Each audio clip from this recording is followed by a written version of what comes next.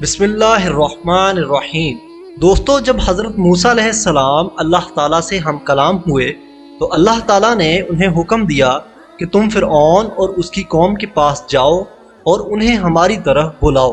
حضرت موسیٰ علیہ السلام مصر آ گئے اور سب سے پہلے اپنی والدہ، بھائی اور بہن سے ملنے گئے۔ انہوں نے اپنے بھائی ہارون علیہ السلام کو خدا کا پیغام پہنچایا اور پروردگار عالم کی طرف سے جو کام ان کے سپرد کیا گیا تھا انہیں اس سے مطلع کیا۔ پھر دونوں بھائی فرعون کے دربار میں جانے کے لیے تیار ہو گئے، لیکن موسیٰ علیہ السلام کی والدہ ان کی اس ماموریت کے باعث بے حد خوف زدہ تھی۔ وہ چاہتی تھیں کہ ان کے بیٹے اس کام سے باز رہیں، تاہم ان کے لیے خدا کے حکم پر عمل کرنے کے علاوہ کوئی اور چارہ نہ تھا۔ پھر وہ فرعون کے دربار میں گئے اور جس حقیقت کو بیان کرنے کے لیے انہیں مامور کیا گیا تھا وہ اس کے کانوں تک پہنچا دی۔ حضرت موسیٰ علیہ السلام نے کہا، میں دونوں جہاں کے پروردگار کا بھیجا ہوا ہوں، لہٰذا مناسب یہی ہے کہ میں سچی بات کے علاوہ کچھ نہ کہوں۔ میں خدا تعالیٰ کی طرف سے واضح دلیل کے ساتھ تمہاری رہنمائی کے لیے آیا ہوں۔ بس اب تم بنی اسرائیل کو ان تمام پابندیوں سے آزاد کر دو اور انہیں میرے ساتھ جانے دو۔ فرعون نے انہیں حقارت کی نگاہ سے دیکھا اور کہا، تمہارا خدا کون ہے؟ حضرت موسیٰ علیہ السلام نے جواب دیا، ہمارا پروردگار وہ ہے جس نے اپنی مخلوق کو اچھی سے اچھی صورت کے ساتھ پیدا کیا اور ان کو اس زندگی کے مقاصد کی ہدایت فرمائی۔ فرعون نے کہا، جب تم ابھی بچے ہی تھے تو کیا ہم نے تمہاری پرورش نہیں کی، تمہارے آرام کے وسائل فراہم نہیں کیے، اور پھر کئی سال تک تم ہمارے گھر میں نہیں رہے؟ تو اب یہ دعویٰ جو تم کر رہے ہو اس کی کیا حیثیت ہے؟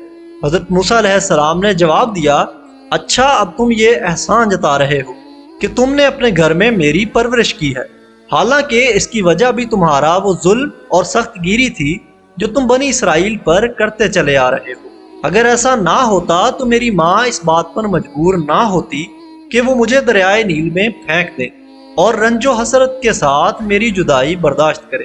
فرعون نے کہا، یہی نہیں بلکہ وہ تمام احسانات کہ جو ہم نے تم پر کیے اور ان کے باوجود تم نے ہمارے ایک آدمی کو قتل کیا اور اس جرم کے بعد یہاں سے فرار ہو گئے۔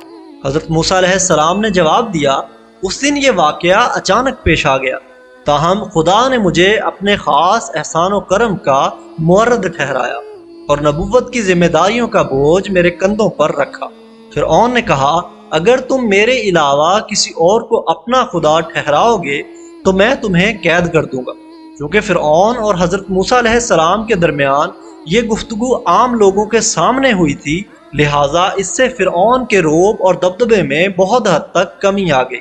تب اس نے اپنے کچھ کارندوں کو شہر کی گلی کوچوں میں بھیجا تاکہ وہ لوگوں کو اس غلط فہمی میں مبتلا کریں کہ فرعون ضروری تیاری کر کے موسیٰ علیہ السلام کے خدا سے لڑنے آسمان پر جا رہا ہے۔ علاوہ ازیں ان کو یہ حکم دیا کہ وہ ایک بہت بلند عمارت تعمیر کریں تاکہ فرعون اس پر ہو کر حضرت موسیٰ علیہ السلام کے خدا سے لڑنے جائے۔ چنانچہ لوگوں کو اس غلط فہمی میں مبتلا کرنے کا حربہ کسی حد تک مؤثر ثابت ہوا اور ان کے دلوں میں فرعون کے خدا ہونے کا یقین قائم رہا۔ ممکن ہے کہ فرعون خود بھی اپنی ان احمقانہ باتوں پر یقین رکھتا تھا، یا شاید وہ اس حد تک نادان نہ تھا اور اس نے محض لوگوں کو بے وقوف بنانے کے لیے ہی یہ بکھیڑا ڈالا تھا۔ فرعون نے حضرت موسیٰ علیہ السلام سے مقابلہ کرنے اور انہیں نیچا دکھانے کے لیے دھمکیاں دینا شروع کر دی اور کہا، اگر تم اپنے ان دعووں سے دستبردار نہیں ہوگے اور میرے علاوہ کسی اور کو خدا مانو گے تو میں تمہیں قید خانے میں ڈال دوں گا۔ حضرت موسیٰ علیہ السلام نے کہا، میرے پاس اپنی حقانیت کے بارے میں واضح دلیل موجود ہے۔ فرعون نے کہا، تمہاری دلیل کیا ہے؟ حضرت موسیٰ علیہ السلام نے اپنا عصا زمین پر ڈال دیا اور وہ اژدہا بن گیا۔ فرعون اسے دیکھ کر حیران و پریشان رہ گیا اور کہنے لگا، کیا تمہارے پاس کوئی اور معجزہ بھی ہے؟ حضرت موسیٰ علیہ السلام نے اپنا ہاتھ گریبان میں ڈالا اور پھر باہر نکالا تو ان کی ہتھیلی سے چمکیلی اور چندیا دینے والی روشنی پھوٹ رہی تھی۔ اب فرعون کے لیے کچھ کہنے کی گنجائش باقی نہ رہی۔ اگر وہ قلب سلیم کا مالک ہوتا تو ان معجزوں اور خدائی نشانیوں کے آگے سر تسلیم خم کر دیتا اور سرکشی اور بغاوت سے باز رہتا، لیکن حکومت کی محبت اس کے دل اور روح پر اس قدر چھائی ہوئی تھی کہ اب بھی اسے اپنی کامیابی کی امید تھی۔ اس نے حضرت موسیٰ علیہ السلام پر جادوگری اور شعبدہ بازی کی تہمت لگائی اور لوگوں سے کہا، موسیٰ علیہ السلام اور ہارون علیہ السلام دونوں بھائی بہت بڑے جادوگر ہیں جو چاہتے ہیں کہ اپنے جادو کے زور سے تمہیں اس ملک سے نکال دیں۔ اب تم ہی بتاؤ کہ ہمیں ان کے ساتھ کیا سلوک کرنا چاہیے۔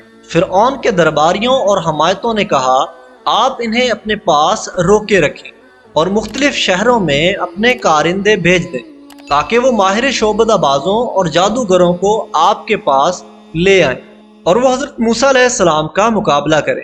ان کی یہ تجویز فرعون کو بڑی پسند آئی اور اس نے حکم دیا کہ شعبدہ بازوں اور جادوگروں کو حاضر کیا جائے۔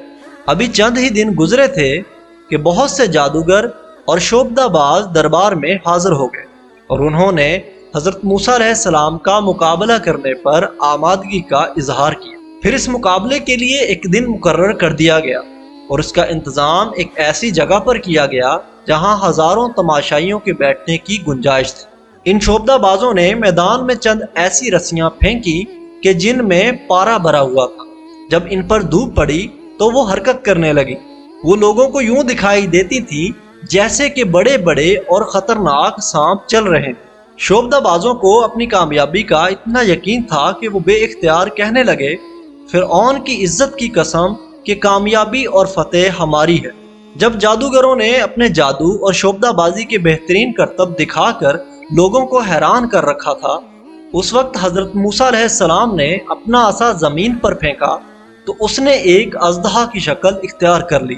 اس کے ساتھ ہی اس اژدہا نے جادوگروں کے بنائے ہوئے سانپوں کو نگل لیا اور اس میدان میں ان کی رسیوں کا نام و نشان بھی باقی نہ رہا۔ جب شعبدہ بازوں نے یہ دیکھا کہ ان کے عمل کا حضرت موسیٰ علیہ السلام کے عمل سے کوئی مقابلہ ہی نہیں ہے، نیز یہ کہ وہ جادو کے فن میں ماہر تھے اور سمجھ گئے کہ حضرت موسیٰ علیہ السلام کا عصا خدا کی جانب سے ایک معجزہ ہے اور انسان کا اس میں کوئی دخل نہیں ہے، لہذا وہ سب کے سب سجدے میں گر گئے اور کہنے لگے، ہم تو حضرت موسیٰ علیہ السلام اور ہارون علیہ السلام کے خدا پر ایمان لے آئے۔ فرعون نے کہا، کیا تم میری اجازت سے قبل ہی ایمان لے آئے ہو؟ بے شک وہ تمہارا استاد اور سردار ہے جس نے تمہیں جادو سکھایا ہے۔ میں ابھی تمہیں اس عمل کی سزا دوں گا، تمہارے ہاتھ پاؤں مخالف سمتوں سے کاٹ ڈالوں گا اور تمہیں سولی پر لٹکا دوں گا۔ انہوں نے جواب دیا کہ اس میں ہمارا کوئی نقصان نہیں، کیونکہ ہم خدا کی طرف لوٹ جائیں گے اور ہمیں امید ہے کہ وہ ہمارے گناہ بخش دے گا اور ہم پر رحمت فرمائے گا۔ فرعون شعبدہ بازوں کے معاملے میں بھی شکست فاش ہوا اور لوگوں کے عقائد میں ایک عجیب عدم استحکام پیدا ہو گیا۔ جب اس نے دیکھا کہ وہ حضرت موسیٰ علیہ السلام کے مقابلے میں ہار گیا ہے تو اس نے اپنے درباریوں کے مشورے سے حضرت موسیٰ علیہ السلام کو قتل کرا دینے کا فیصلہ کیا، لیکن اس سبب سے کہ ہر دور میں حق کے کچھ نہ کچھ حامی اور مددگار ضرور ہوتے ہیں، فرعون کی قوم کا ایک آدمی جو اپنے ایمان کو پوشیدہ رکھے ہوئے تھا، وہ حضرت موسیٰ علیہ السلام کا دفاع کرنے کے لیے اٹھ کھڑا ہوا۔ اس نے بڑی سنجیدگی سے حضرت موسیٰ علیہ السلام کی طرفداری کی اور کہا، یہ قطعاً مناسب نہیں ہے کہ تم ایک شخص کو اس جرم کی بنا پر قتل کر دو کہ وہ خدا پرست ہے، جبکہ اس کے پاس اپنی سچائی کو ثابت کرنے کے لیے واضح دلائل موجود ہیں۔ اگر تم سمجھتے ہو کہ اس نے جھوٹا دعویٰ کیا ہے تو اس میں تمہارا کوئی نقصان نہیں اور اس کا گناہ اس کی گردن پر ہوگا، لیکن اگر یہ سچ کہتا ہے تو تم پر خدا کا عذاب نازل ہوگا۔ فرعون کے برے ارادوں سے حضرت موسیٰ علیہ السلام کی سرگرمیوں میں کوئی کمی واقع نہ ہوئی اور انہوں نے تبلیغ کا کام پوری شدت سے جاری رکھا، تاہم بنی اسرائیل پہ فرعون کی سخت گیری بڑھتی چلی گئی اور اس کی سرکشی اور بغاوت میں اضافہ ہوتا گیا۔ اس دوران میں خدا تعالیٰ نے حضرت موسیٰ علیہ السلام کو وحی بھیجی کہ فرعون سے صاف صاف کہہ دو، اب تیار ہو جا کہ خدا عنقریب تم پر اور تمہاری قوم پر عذاب نازل کرے گا۔ چنانچہ فرعون کو اس بات کا علم ہو گیا، لیکن وہ خواب غفلت سے بیدار نہ ہوا اور اپنی سرکشی پر قائم رہا، مگر خدا تعالیٰ تو اپنے بندوں پر بے حد مہربان ہے، اس لیے اس نے اس سرکش قوم کو اپنے عذاب کے کچھ نشان دکھائے تاکہ وہ اس کی بارگاہ کی طرف لوٹ آئیں اور توبہ کر لیں۔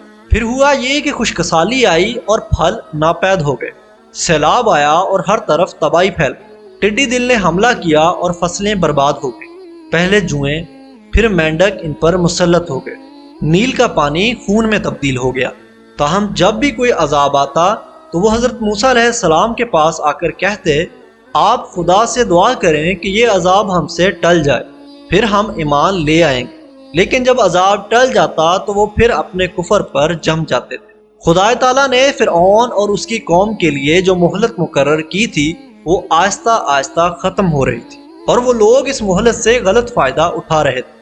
وہ دشمنی اور سرکشی کے راستے پر چل رہے تھے اور اپنے پیغمبر کے ساتھ لڑنے جھگڑنے میں مصروف تھے۔ خدا کے غضب اور عذاب کی نشانیاں انہیں غفلت سے بیدار نہ کر سکی، اور بالآخر وہ اس کے ابدی عذاب میں گرفتار ہو گئے۔ حضرت موسیٰ علیہ السلام خدا کے حکم کے مطابق رات کے وقت بنی اسرائیل کو ساتھ لے کر مصر سے مقدس سرزمین فلسطین کی جانب روانہ ہو گئے، لیکن ابھی انہوں نے کچھ زیادہ مسافت طے نہیں کی تھی کہ فرعون کو ان کی روانگی کی خبر لگ گئی۔ چنانچہ اس نے ہر جگہ سے اپنے سپاہیوں کو جمع کیا اور حضرت موسیٰ علیہ السلام کے تعاقب میں چل کھڑا ہوا۔ بنی اسرائیل بحیرہ احمر کے ساحل پر پہنچ چکے تھے اور ان کو فرعون کی فوج کے آثار نظر آنے لگے۔ فوج کو آتے دیکھ کر انہیں اپنی ہلاکت کا یقین ہو گیا اور حضرت موسیٰ علیہ السلام سے کہنے لگے، کہاں گیا تمہارا وہ وعدہ؟ اب فرعون آ پہنچا ہے اور ہم مصیبت میں پھنس گئے ہیں۔ حضرت موسیٰ علیہ السلام نے انہیں تسلی دی اور پھر خدا کے حکم کے مطابق اپنا عصا سمندر میں مارا، جس سے سمندر کا پانی پھٹ گیا اور زمین نظر آنے لگی۔ حضرت موسیٰ علیہ السلام اور بنی اسرائیل سمندر میں داخل ہو گئے اور دوسرے کنارے پر پہنچ کر بخیریت باہر نکل گئے۔ فرعون بھی سمندر کے ساحل پر آ پہنچا اور اس نے دیکھا کہ سمندر میں راستہ بنا ہوا ہے اور بنی اسرائیل اس کے دوسرے کنارے پر ہے۔ وہ انہیں گرفتار کرنے کی دھن میں سمندر کے بیچوں بیچ اس راستے سے ہو لیا۔ فرعون کے پیچھے پیچھے اس کے سپاہی بھی سمندر میں داخل ہو گئے۔ اسی اثنا میں سمندر کا پانی پھر سے مل گیا اور فرعون اپنے لشکر سمیت پانی کی اندھی لہروں میں پھنس گیا۔ جب فرعون نے اپنے آپ کو ہلاکت میں مبتلا دیکھا اور عذاب الہی کا مشاہدہ کر لیا تو کہنے لگا، میں گواہی دیتا ہوں کہ جس خدا کو بنی اسرائیل مانتے ہیں اس کے علاوہ کوئی خدا نہیں ہے۔ لیکن افسوس کے وقت گزر چکا تھا اور اب اس کے ایمان لانے کا کوئی فائدہ نہ تھا، کیونکہ عذاب الہی کے نازل ہو جانے کے بعد ایمان لانا بے معنی ہے۔ فرعون حقیقتاً ایمان نہیں لایا، بلکہ وہ چاہتا تھا کہ یہ جملہ ادا کر کے اپنے آپ کو بچا لے اور بعد میں کفر اور سرکشی اختیار کر لے، جیسا کہ پہلے بھی ایسا ہی ہوتا آ رہا تھا کہ جب بھی کبھی عذاب نازل ہوتا تو فرعونی لوگ حضرت موسیٰ علیہ السلام سے کہتے، ہم ایمان لے آئے ہیں کہ ہمیں اس عذاب سے رہائی مل جائے، لیکن جب عذاب ٹل جاتا تو وہ اپنے کفر پر جم جاتے۔ بہرحال فرعون اور اس کے لشکر کی زندگی کی بساط لپیٹ دی گئی اور ان سرکش لوگوں نے سمندر کی گہرائیوں میں جانیں دے دی۔ خدا نے باغی لوگوں کا بے جان جسم اسی وقت سمندر کی لہروں کے ذریعے ساحل پر پھینک دیا تاکہ بنی اسرائیل اسے دیکھیں اور عبرت حاصل کریں۔